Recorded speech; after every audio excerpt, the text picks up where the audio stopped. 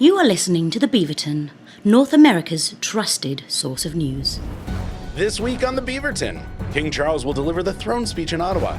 Canadians were devastated to learn it would be the actual Charles and not the handsome actor who played him on The Crown. Young people are struggling to land jobs in the toughest labor market in decades, reads a headline that has run every year since I graduated university, and I'm 38. RFK Jr. says people shouldn't heed medical advice from him. He added that the worm eating his brain was far more knowledgeable on the subject. That's right, it's time to make fun of the news once again. It's the Beaverton Weekly Report for May 21st, 2025.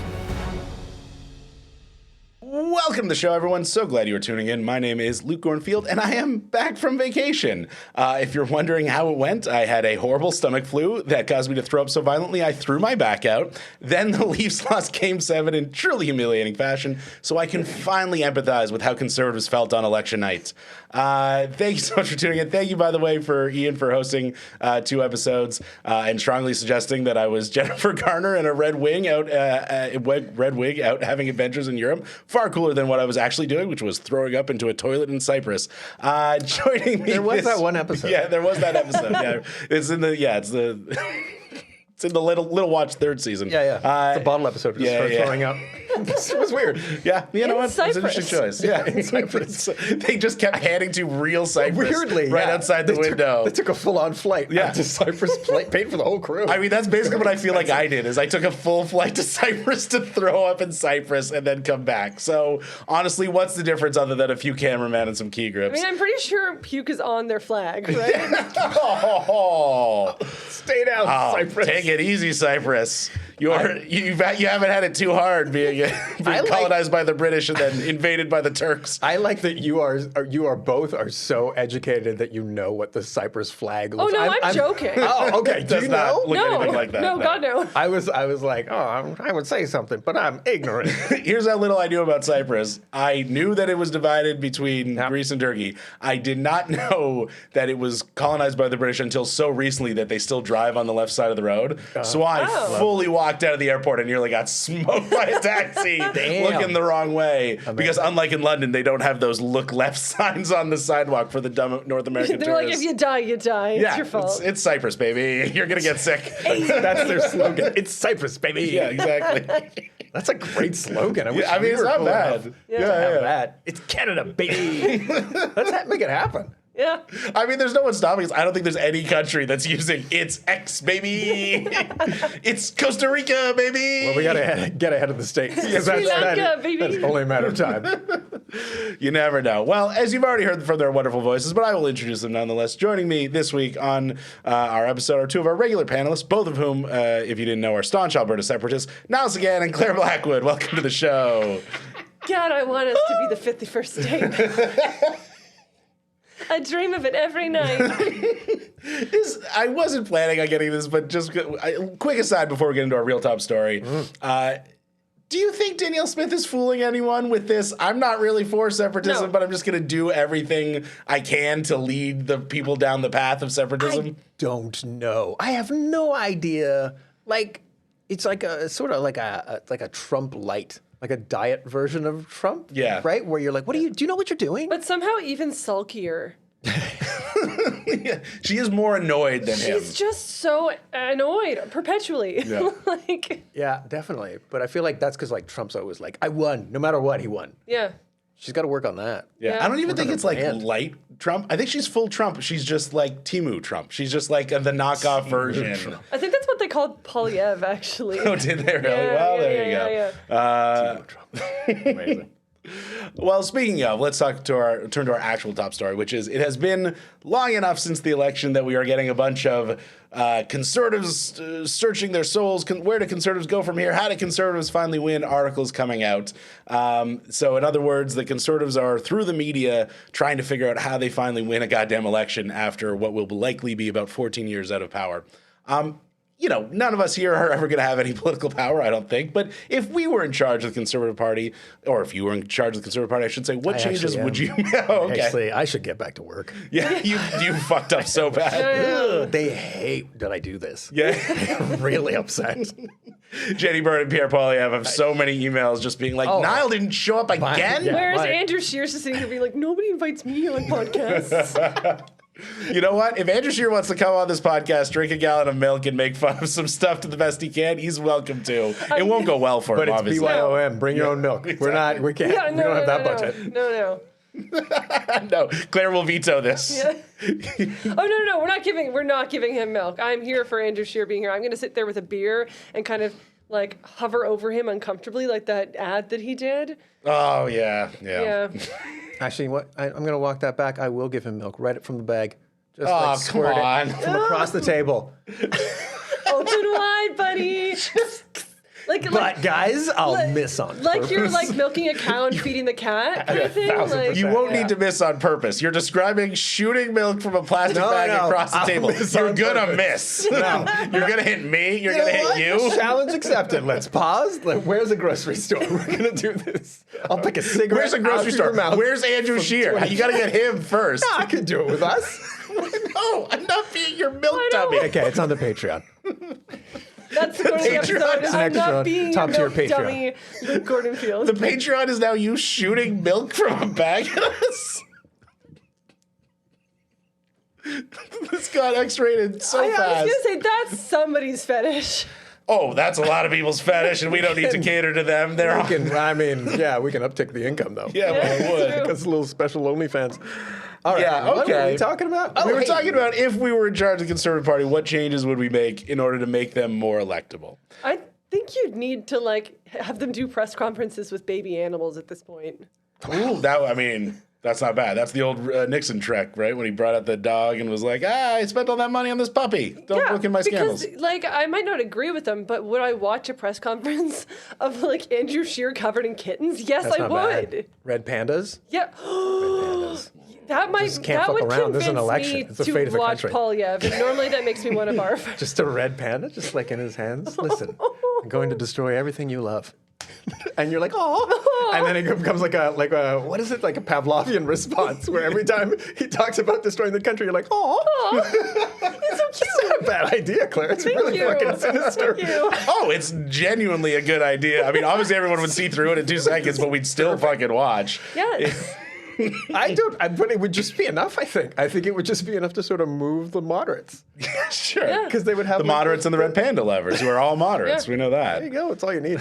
I was just gonna say Dougie. Doug is the drug. That's all you need. Doug Yeah. Ford. Oh yeah, I was because there was a dance. So for half a second, I was like, "Are you suggesting they do the Dougie dance?"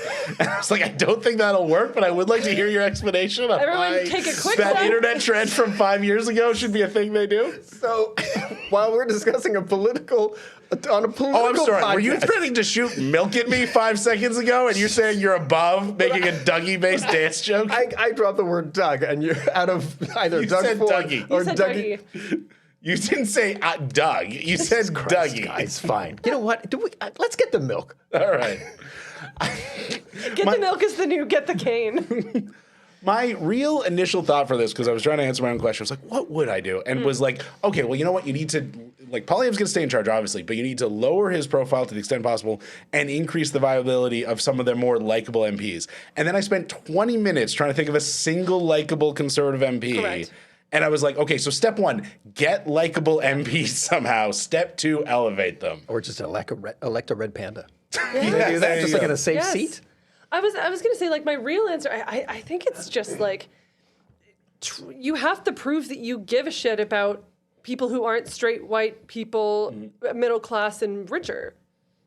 I think that's it. You have to prove that you care about women and queer people, and like they're a large portion of the population, and they're not the ones voting for you. You need to get those people on your side. I don't disagree, although I will say, like, younger people are their base. Younger men. Younger straight white men are what their I'm saying. base right now. Boomers went liberal. Now, did they go liberal a lot because of the whole Trump thing and would have otherwise been likely to vote Yes. conservative? Yes, for sure. But the thing is, they do have this inroad with the young, but exclusively with the young men. Yes. Or almost exclusively, I should say. So, one thing that one conservative staffer who came out and was giving an interview was talking about is like, obviously he was bemoaning the whole biological clock conversation. And then he was like, we need to figure out how to speak to women, which I thought was such interesting language because it so clearly is like, we're not women and we will never have women in power. So we need to speak to these broads and let them know we're here for you them. mean females. Yeah. I don't like saying it because it sounds too real when I say it. People are like, I think he means that a little too much. He looks like a conservative. So that was one thing. Like it just felt so accurate to their mindset of like, we got to figure out what these females like. See, it didn't Walking feel good. boobs. Yeah. In their defense, though, how else is he going to say that? They do have to figure out a way to speak to not just women, just like demographics that are just like, I feel like you do not have my best interests. Yeah. I think they need to take stock. I mean, I don't know. I think Poilievre was quite adamant about like, I don't control my party members. Like I don't control my MPPs. Like they can say whatever they want. But they need to look at things like all of the MPPs who are anti-abortion, stuff like that. And they need to figure out what they're going to do with those people. Because no matter how much the leader can stand in front of a camera and say, I support the right to choose, if so many people in your party who have power are not, we look at that and go, that's a problem. Mm-hmm. I don't care who your leader is. We're told to vote for the people who represent us, and they are the ones who can make the changes at a lower level. And if they're the ones making decisions that are anti-abortion, anti-women, all that kind of stuff, why on earth would I vote for that party? Yeah, it's true. I mean, the one thing I will say, in the Conservatives' defense on that front is it's how do you keep, let's call them the base, but I would call the crazies. How do you keep the crazies in the tent pissing out instead of outside the tent pissing in? So, like, if they are, let's say 30% of conservative voters are anti-choice, which is probably, frankly, underestimating it. But let's say, like, they need those votes. Yes, they need a lot more than those votes, but they do need those votes. So how do they keep those people without letting them become, that's what the Conservative Party is to people who are not those people? It's weird because, like, this was a thing that I always used to begrudgingly respect about, like, conservatives just in general, like the especially during the first Bush administration, where they were all like in lockstep. Whereas it felt like all the progressives were like blah, and we were just like friendly firing each other, and that was their big thing. Where I was like, if you guys didn't have that, you would just be eating shit. And for some reason, they're not doing their thing. Their whole everyone shut up or you're outside the party, like that kind of abusive dad. Where's the abusive dad vibe? Wasn't that Stephen Harper? Wasn't he the one? Yeah, absolutely was. Militantly controlled the messaging. Yeah. And I think Poilievre has abusive dad for a few years. And I think Poilievre genuinely is trying to do that. And there was and especially his, and I know she's come up so much, but his kind of number two, Jenny Byrne, they were very militantly trying to get everyone in line, and controlling speaking order and using all the power of leadership to like get people behind the messaging. And like if they didn't tweet a certain thing, they wouldn't get questions in question period, all that stuff. But the problem is they were filtering that all through not a winning campaign message, but through a message of everyone talk about how great Pierre Poilievre is. Not everyone talk about these 4 issues that are going to win us the election. And so it's a goal that they thought was one and the same. Boost Pierre, win the election, but they're actually 2 different goals. Yeah. And so now they've got to shift directions from everyone get militantly in line behind Pierre to everyone get militantly in line behind this winning message on XYZ issues. And that's the difference, I think, between Harper's team and Pierre's team is, Harper's team was militantly on a message, not just look how cool Stephen Harper is, which, obviously no one had to say it. Yeah. It's just understood. I mean, when he showed up and talked about liking movies and TV shows, we were hooked from the beginning. So insane. So insane. I still think we should send someone out to his house to check for pods. That is the craziest. Like at his parents' house, wherever he lived in the 90s, check for like pods. I mean, they're just behind the Lego hair, you know what I mean? You just roll that thing up. There's something controlling them. But and that is where the conservatives are at right now, which is they are potentially trying to stop cold any attempts to really have a real postmortem, because the postmortem might be, hey, why is this guy who clearly alienated 60% of the voters still our leader? So they're trying to kill that dead and just have the annual membership, the annual conference moved up, so there's not enough time to do anything other than back Pierre. It's weird. And so, like, again, they are trying to get militantly in line, but it's just behind Pierre. It's not behind, here's how we win the election.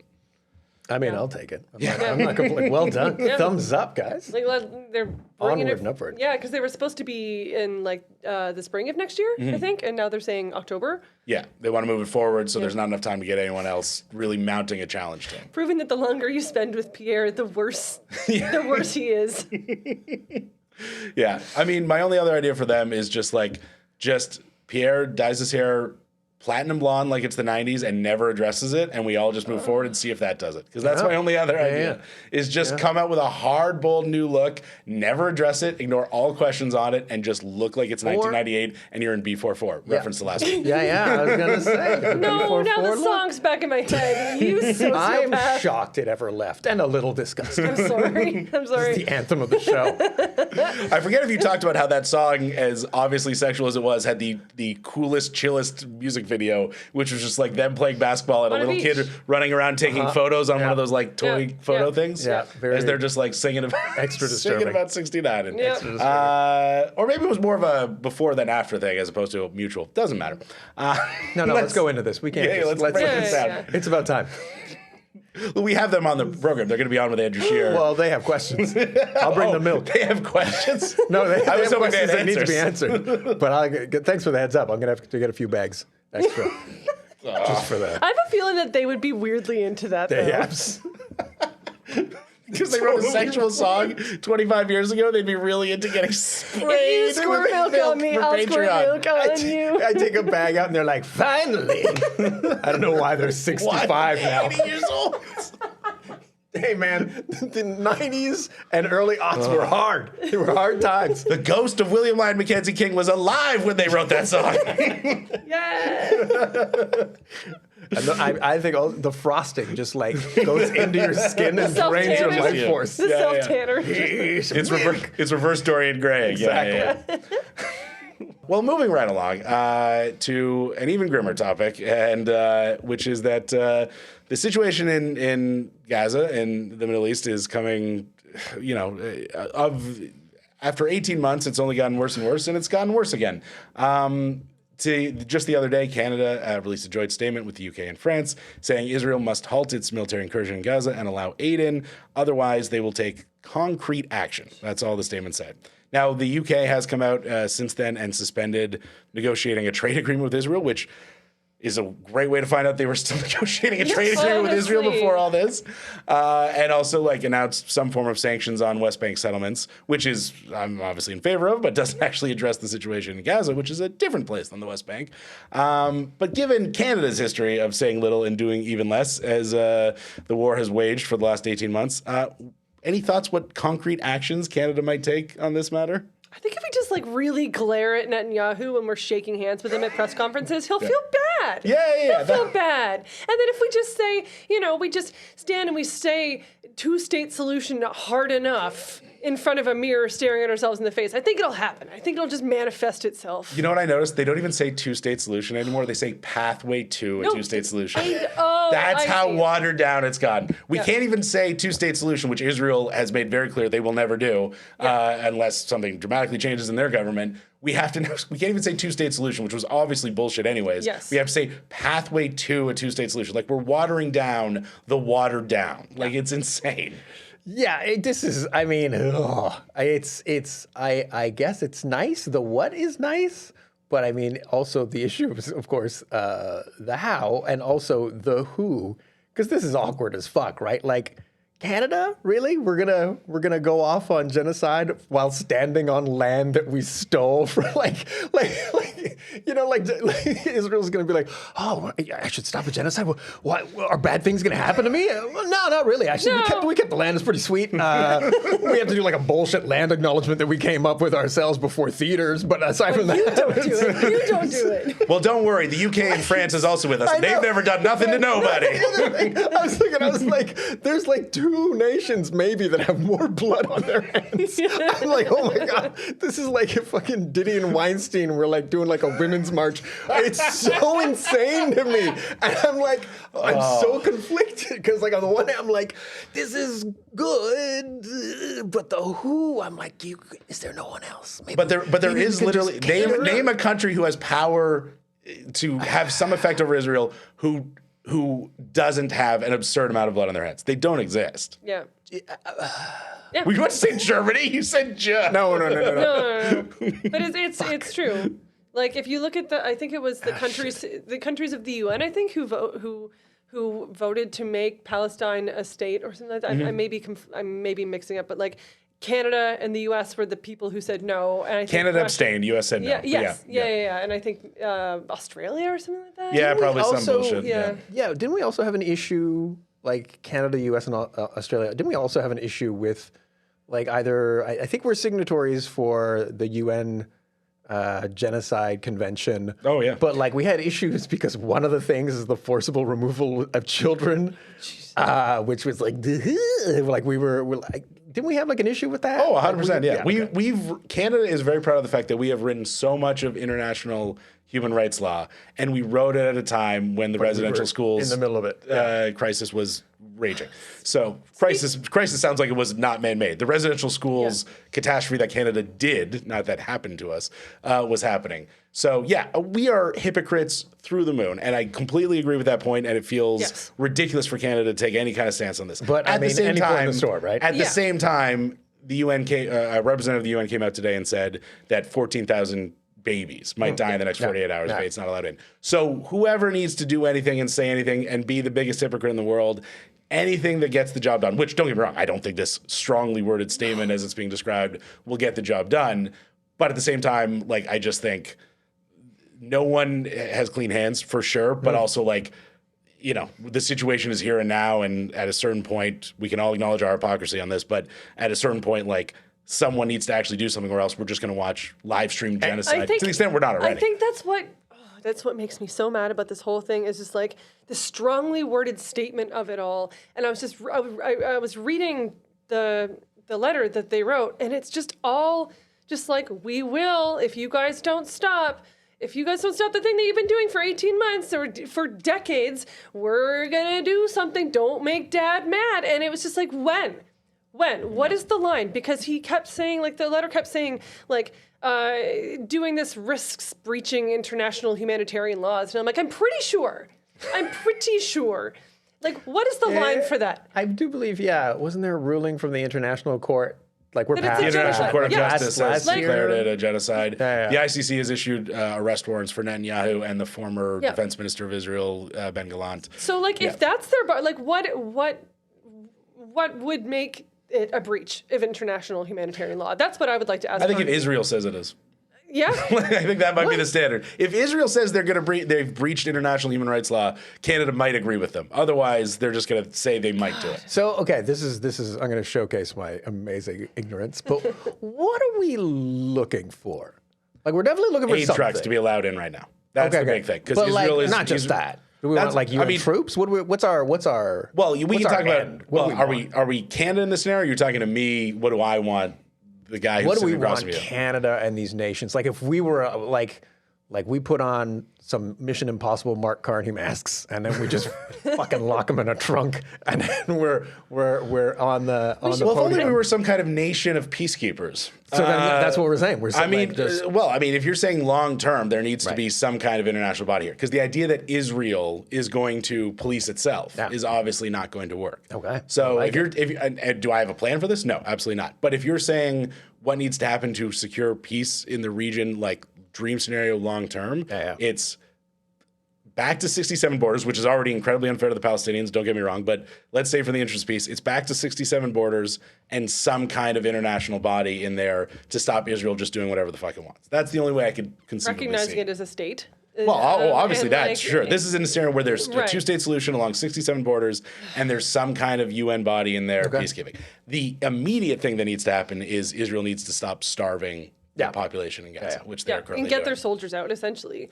Well, Like, that would be great too, but I will settle in the next 24 hours for people to not starve to death, and then end the bombing and get the soldiers out for sure. But it's like, how are we going to pressure them into doing? Like you said, what are the concrete actions? It's like, jokes aside, what do we want them to? How are we going to get them to do that? This like is the thing, 'cause- everybody should be sanctioning them. Nobody should be trading with them anymore. Like it should just be a complete cutoff of anything towards Israel. And of course, they're not going to get that because the U.S. is firmly on their side. Yeah. But that's essentially what we need to do.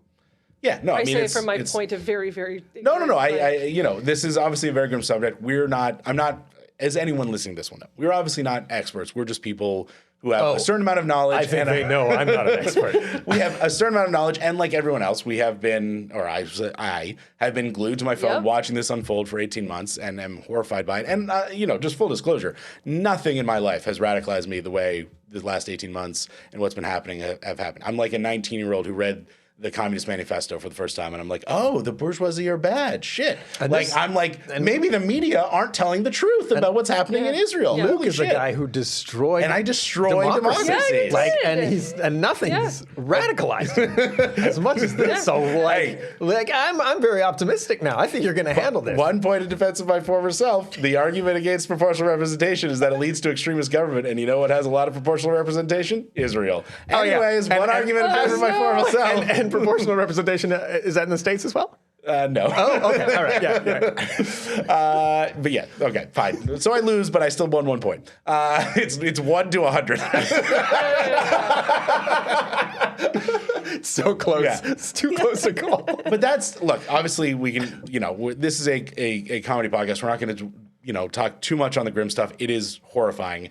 The thing that I want to talk about a little bit is, exactly what we were just saying, which is the watching what is actually happening through live stream, through video from people on the ground, through Palestinian journalists, and then hearing the media in this country talk about it, and the complete difference between the two things. Where, if you listen to the media, the biggest issue is, people, standing outside the Israeli embassy being mean, and then you watch what Israel is doing, and you're like, holy this is insane. And the other thing, too, that drives me crazy about it is Israel officials just keep doing he tweeted it out of genocide. Just this week, let's see, is it, I think he's the economy minister, finance minister. Thank you. Smotrich said, we are going to let in just enough aid into Gaza to avoid war crimes charges while we annihilate the Strip. His words, annihilate. Netanyahu came out and said Israel will take control of Gaza. So those are two statements. One, we're going to kill everyone. Two, we're going to colonize the place.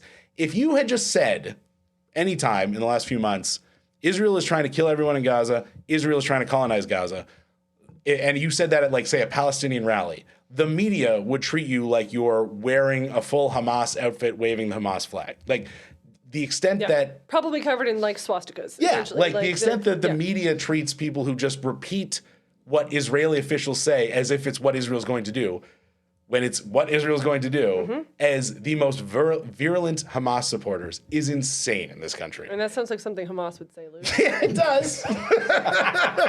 Especially if you think about the fact that, because it's always just, if you don't start talking about this with saying, I condemn Hamas 10 times in a row, then you're a bad person.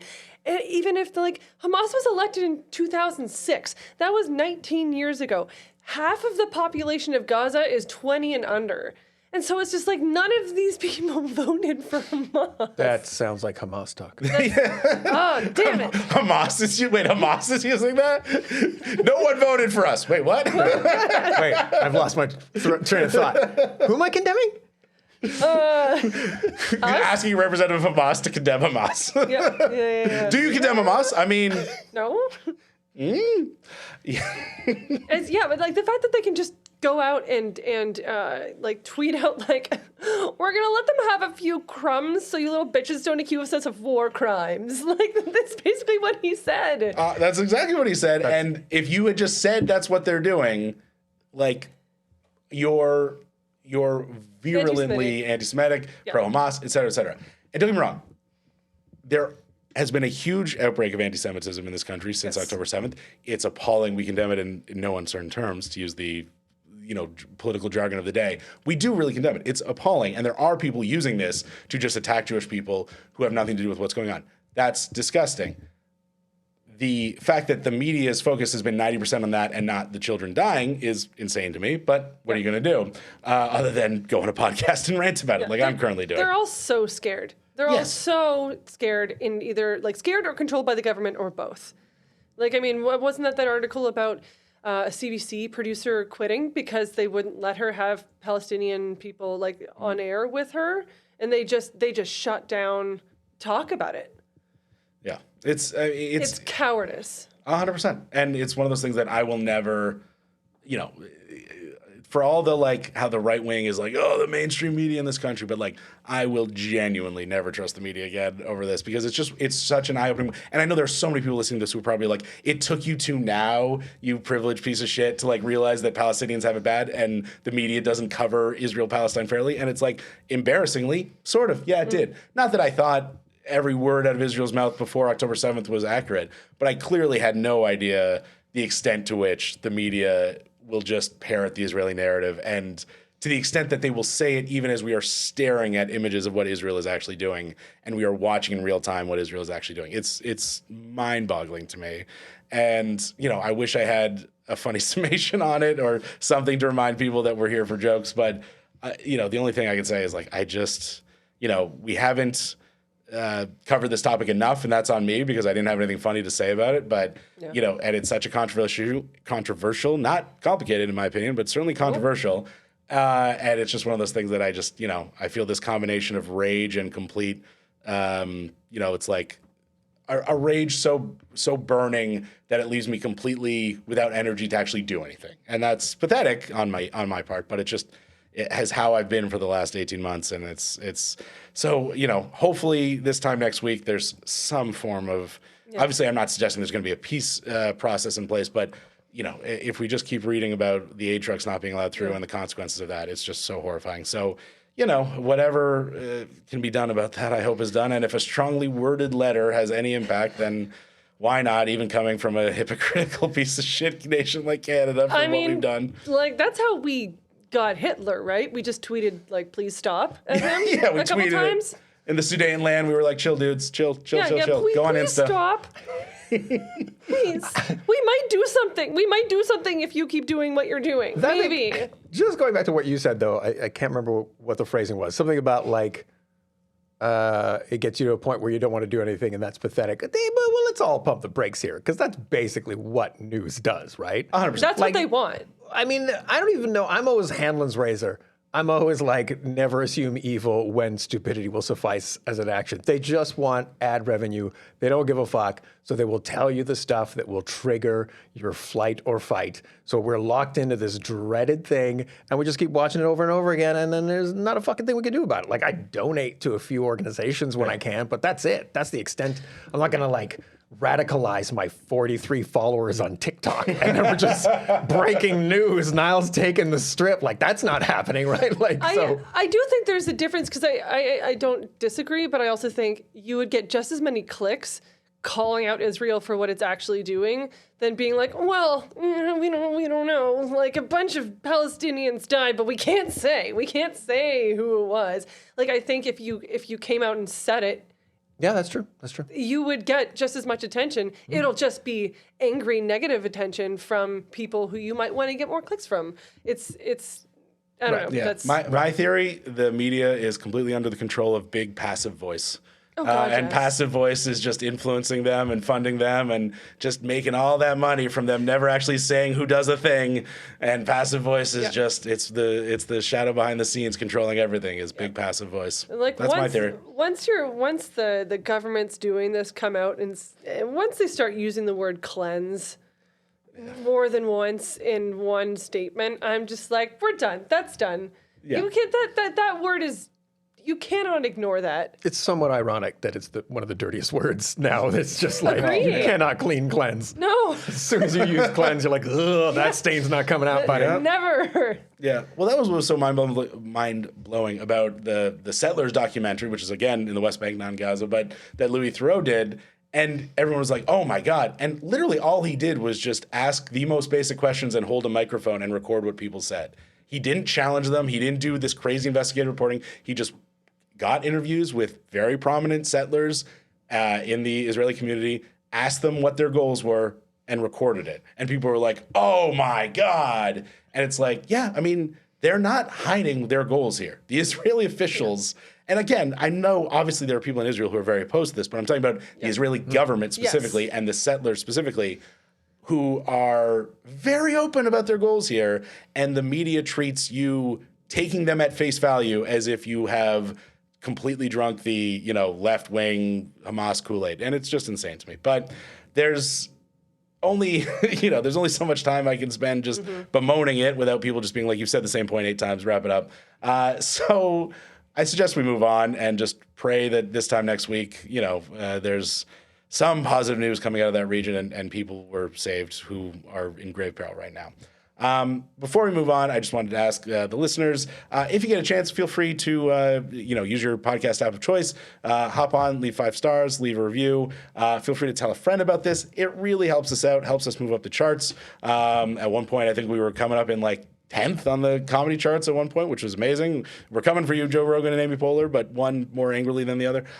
So we appreciate all your help in doing that. Oh, yeah. Yeah, we're furious at Amy Poehler. Fuck you, Amy. Joe You know what Rogan you just did. asks questions. Yeah, questions, he guys. just asked questions. Damn it, I couldn't spike the landing on that. Sorry, So I close. don't know why I repeated I exactly what he fumbled said. But yes, and now, like Pierre Poilievre holding press conferences on the Hill despite not working there, it's time for the approximately 10-minute long quiz. It's the approximately 10-minute long quiz. Brought to you by Time.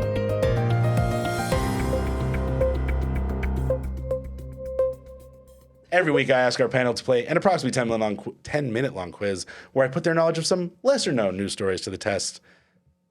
Panel, and there's only 2 of you this week, but I'll still address you as plural. Panel. It does feel weird. This is the only part where I think it's slightly odd to have 2, but everything else was great.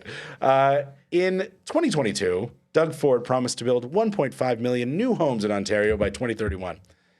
Using price of right rules, as in closest without going over, can you tell me how many houses Doug Ford has managed to get built so far? 99 cents. I'm going hard on the Price is Right rules. 99 cents.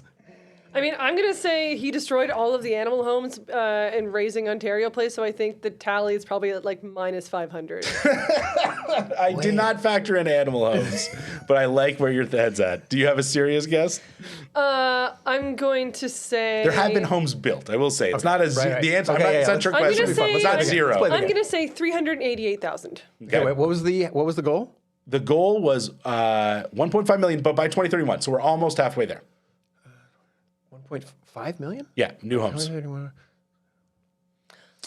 What did you say? I actually- 380,000. I think that's a good guess. I'm going to actually say... Say 379. 999. No, I'm going to say... I'm going to say 275. Right? I feel like right? you're probably... No, It as feels soon like as it's I lower. said so 388, close. I'm like, it's lower. You're so close, but price of right rules, you went over, so you lose. Oh, There have been, and by the way, these aren't even fully built. I should have been clear. These are housing starts, so it houses that have been built and houses that are in the process of being built. 260,000, that is... which means even if you factor in the projections for this year and next year, they're about 1/4. By the end of next year, they will be about 1/4 of the way to their goal, with only 5 years left. So they're not going to make it. They're not going to get even close to it. Yeah, so that's why, probably again, coming back to our housing discussion that some people didn't hear because that was on the Patreon, but to our housing discussion about all the liberals' fuck-ups on this, you do also have to remember that fundamentally it is a provincial issue, and Doug Ford and the other premiers, but especially Doug Ford, are bad at this. They are bad at getting houses built. Doug's just got to get on TikTok. I don't know if you guys have this, but there's these Chinese homes that come up. They sell these portable homes. They look fucking awesome. Awesome. Yeah, I don't know why I'm getting it. I'm pretty sure I wouldn't be able to buy. You can ship them in. I don't know. Let's buy a bunch of Chinese homes. Right. I'm sure Perfect they're on solution. a lot.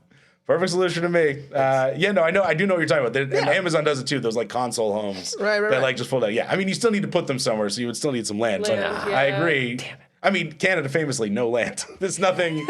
There's just people here. We're all in skyscrapers. The problem is that we got to start multiplying cool cities so that no one. You're always near a Toronto cool 2? city, like a Toronto 2, 3, 4, 5. Yeah. Just Yeah. have a bunch of cool cities. I mean, wilds of Quebec. not that you're not cool, Winnipeg. You know what I mean? Just a major city so that everyone can always be near a major. If your first example of a cool Canadian city was Winnipeg, I think people would have been like, all right. I could hear them yelling. Yeah. It's true. Over the sound of the mosquitoes. Yeah.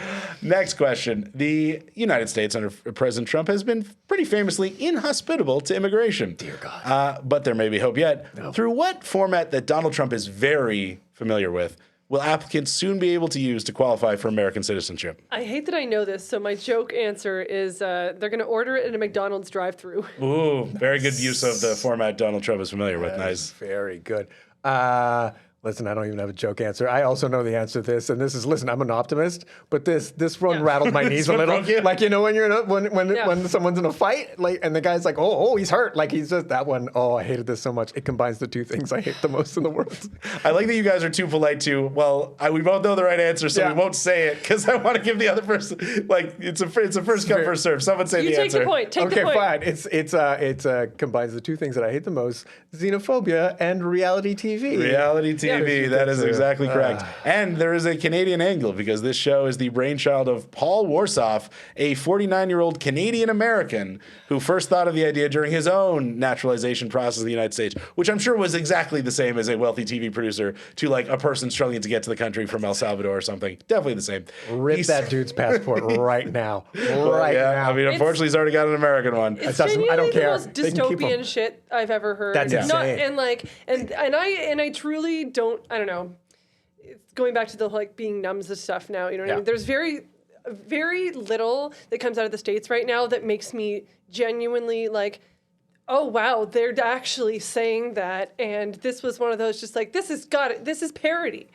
Like this is when, you know, satire becomes impossible. Yeah. It's how do you out ridiculous that is a satire headline that they're just doing. Yeah. I feel so bad for the Americans. Oh God, I feel so bad because like not all the Americans obviously because they voted for it, but like you know the progressives who were like I can't stop this happening. Oh no, now I'm here. I'm powerless in this country. Their country got like I've said it before. Their country got scammed.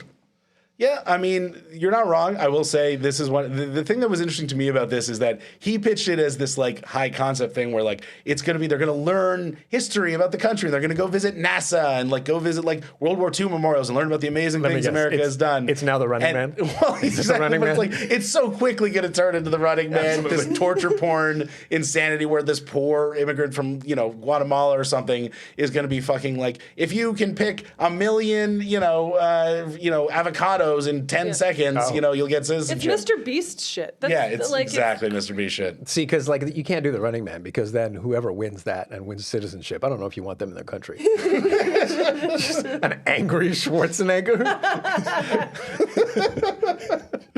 I mean, he'll take on the good Schwarzenegger, and there'll be a battle of the Schwarzeneggers.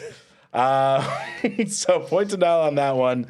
Our next question. The province of Quebec has recently announced that the province's public health insurance will include hearing aid coverage for senior citizens. Very nice thing. However, critics have noticed a pretty significant flaw in the plan. Can you guess what that flaw might be? Did you have you got the same thing, right? Where you come up with a joke answer and then you're like, it's the truth, isn't it? Like my joke is the right answer. Oh, is it? I don't actually know the answer, so I'm what's your joke going to answer? say the plan can only be divulged in whispers. It's a great joke answer. That is amazing. Yeah. That is amazing. My joke answer was going to be that you have to call to like. Oh, it's not. That's not it. No, sweet. No, both good joke answers. The real answer is it only covers 1 ear. Oh my God. So you can get. Oh my God. You can get a hearing aid, and you just gotta pick which one. So. I mean, it's great. One is better than none, which is, I think, what most provinces do, in fairness. But it's hilarious that the province's idea of coverage is just an old man going like, huh? Speaking of the left ear, that's the good one. That's the one that I can pick, and that's the insured ear. Wow. Wow. What? Yeah. Oh my God. So, I mean, kudos, and also, what the fuck, Quebec? That's crazy. But also, I don't think Ontario covers this at all. So they're still ahead. They're 50% better than us. But also, imagine being a guy with only 1 ear. Now you're the one-eyed man in the land of the blind. This is the that is wild. Wow. Wild. Why do it? Or just don't do it for everyone. Do it for half the people. Well, they're already restricting two. it to senior citizens, so it's already restricted. Right, but just half the senior citizens get two. Yeah. And then the other ones, maybe they can split the pair. share like it. They can take, It's like how Russian soldiers, they'd give one gun for every two men. It's like if a guy 1,000%. dies, pick up the gun. 1,000%. There you go. Yeah. God. Oh, goodness. When I read this and I hadn't gotten to the reveal yet, I 100%, because the headline was just like, there's a flaw. And I was like, oh, what's this? And I 100% assumed it was like, the setting is only in French and you can't use it for Anglo ears or whatever. That would be great. If it detects any English, it just automatically shuts down. Or just translates. It starts blaring loud noise in your ear. Yeah, just Celine Dion starts playing. What did you say? French. Once more. Well, no, she wouldn't be singing English. Oh, that's true. But I don't know any English French Celine Dion songs. Encore. Yes. Now that is a good tier of the Patreon. Yeah, thank you. Oh, yes. Luke Singing Celine Dion songs in French as I shoot milk into his mouth. That is a $50 a month Oh, I was tier. going to say, that's There's more only one expensive than marrying me. There's only one guy who's going to go for it, but he's really going to go for it. Oh, yeah. One of the listeners just said, finally. I didn't know this was my thing, but now it's all I His can think hands about. are shaking while he's signing up for the Patreon. Oh, don't fuck this up, Leroy. Honey, bring my credit card. I'm so close. I've He's saved up fully so much telling money his for partner this. about it. I'm so happy for you, dear. So yes, happened. that is the issue for Quebec, and hopefully they get that sorted. Our next game is Complete the Headline. I'm going to read you a headline that is missing some words. Here's the headline. Toddler has surprising fear of blank hiding under her bed. And full hint, it is a historical fear. Martin Luther King, because the toddler lives in Alabama. Yeah, I mean, Critical race theory is being taught. yeah. Mama, help me. I'm learning. That's my great impression. That's of the critical toddler. race theory, That yeah. is $40 on the Patreon. It is not quite Luke singing. That's not going to get a lot. Yeah. Oh, really? Damn. Sorry. All right, fine. Racist toddler, the character. I mean, we're going to get some people into it for sure. Oh, I'd rather have the milk guy. I know what he's going to do with it, but I don't need to. Don't yuck his yum. He's just minding his own business. I just said I know what he's going to do. That's not yucking his yum. That's just me knowing what it's for. Anyways, Claire. any other guesses on what she's afraid I'll of? say Spartacus. Ooh, Wow. great guess. And also, yeah, fair. And he's also teaching critical race theory. Well, Mama, I'm so... in a weird way, you're It's not gonna work. The I'm just gonna let it go the race now. angle is not completely wrong. Oh, shit. Because her fear is John Wilkes Booth, the famous assassin of Abraham Lincoln, who was a diehard Southern racist and Confederate supporter who believed in slavery. And so Lainey Litton, 3, developed this fear, which is, by the way, not really a toddler, but whatever. Developed this fear after a visit. Let's get technical about it. That's a preschooler. Grow up, you fucking... If it was a toddler, it'd be fine. 3? You're still afraid of monsters? Yeah. Still afraid of Southern Assassins? actors who were shockingly famous for also being the guy who killed Lincoln. It's like if George Clooney shot Trump. But yeah, anyways, she developed this fear after a visit to Ford's Theater Museum and being told about the assassination of Abraham Lincoln. And honestly, I think she's onto it. If Lincoln had been a little more vigilant looking for where John Wilkes Booth was hiding, Reconstruction might have gone better. So frankly, check it out. I mean, check under the bed, make sure there's no Southern actor in there who's ready with a tiny Derringer gun to shoot the president. I think it's a fair concern. Look, I know he's dead, to be clear. I mean, I'm aware he died a long time ago, but, fuck Are it. you following this? 'Cause I'm lost. I'm like, that's so lost. Okay, Abraham Lincoln was elected president No, in I 1860. understand all of the players. I just don't understand what's happening right now. Like, I would have to be twice as informed just to qualify as lost for where I am right now in my headspace. All right, let's just keep going. Our next question. Last question of the day. Woman bitten by Australian shepherd refused $4,000 for her damages because, quote, according to the tribunal, every dog is blank. The owner of a Swiss bank account with $40 million. She's not taking your $4,000. The fuck out of here. I mean, I don't know. It's love not it. freestyling. You don't need to announce it, but thank you. I think I read the thing wrong because I thought it said refused $4,000 because every dog blank, and I wrote hates her. Oh, yeah, no, sorry. I think I added a word from the real headline, but I like your answer. I just like this. I knew there's no chance. This is such an obscure story. So this wasn't really a fair question for you guys, but woman bitten by Australian shepherd refused $4,000 damages because every dog, quote, is entitled to one bite. According to the tribunal, they almost added The good boys they are. They're such good boys. But yeah, this was in BC. A woman was bitten by her neighbor's dog. It was a condo, I believe, her neighbor's dog. And the tribunal ruled that because the dog had never bitten anyone before, that, you know, the owner couldn't know that the dog was dangerous, so had no reason to like be keeping them on a shorter lead. And every dog gets like one for free, basically. So like now the owner knows. So now if the dog bites someone, the owner will be liable for damages. But because the owner didn't know, the woman's just shit out of luck and she doesn't get her money. Okay, once again, showcasing my ignorance. So John Wilkes how did it get to a tribunal? It wasn't the woman? She sued for damages because she got bit. And then she said, no, I'm good? No, the tribunal ruled against her. They said, you have damages, you were bit, but you don't get the money because every dog is entitled to one bite. I thought she was just being zen and being like, no, I'm good. That's why. No, she wanted the money. She asked for damages for pain and suffering and, you know, medical supplies or whatever. Obviously not a lot. I mean, $4,000 is a pretty small amount in the scheme of personal injury. I would have leapt over the counter and bitten one of the tribunal people. The ruling was very clear. Only dogs get one bite, not women. But I think we should apply that to a lot of professions, to be perfectly honest. Like, I used to, like, servers generally operate under the idea that, like, we should get one go fuck yourself a year. Oh, I thought you were going to be I thought it was going to be one spit. No, that's you guys gross. spit in that all the time, no? Yeah, totally. But like, I think every server gets one go fuck yourself a year. Oh, yeah. And you get like a little card and you go hand it to your manager. Sure. I mean, yes, I agree. But yeah, a little card and you go hand it to your manager and I'm like, hey, Greg, table 22, I'm using my card. And then you can't get in trouble, and that person knows that they are the worst guest you have or think will have all year. Oh, and also, I think it should come out like in the way some of those restaurants force the servers to do the birthdays. Yeah. But it's just like all the servers come out with just a fucking cake that everyone punched. And they're just like, a piece of shit. You're a piece of shit. You're a piece of shit. Piece of shit. Piece of shit. Piece of shit. Piece of shit. Oh, I love that. And it goes 15 minutes. Or until they leave. Lights are blaring. Oh, I love that.